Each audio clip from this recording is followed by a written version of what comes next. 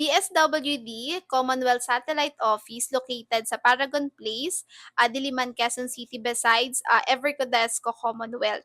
So ang tanong ni Mima, kapag ka nga daw ba, need pa bang pumunta do'n para makapagpa-schedule o pwede online? Kapag ka po GL, Boreal, Transpo, pwede pong walk-in. Pero kapag ka po financial assistance kagaya ko, ako po ay nagpapa-schedule. Ang scheduling time po nila do'n ay kapag online, do'n sa QR code natin ay 8 AM to 5 PM at tawag dito,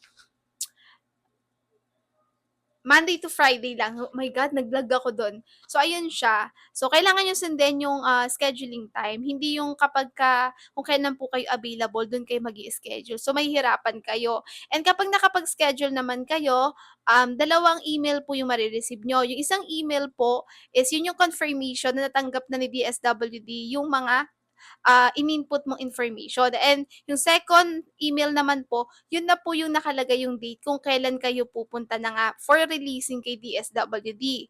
So, sana po nakatulong 'tong video. Again, hindi po ako empleyado ng kahit anong government agencies and shine-share ko lang po itong aking experience para sa iba na rin po na medyo nagugulumihan na paano nga ba makakakuha ng medical assistance lalo na kay DSWD.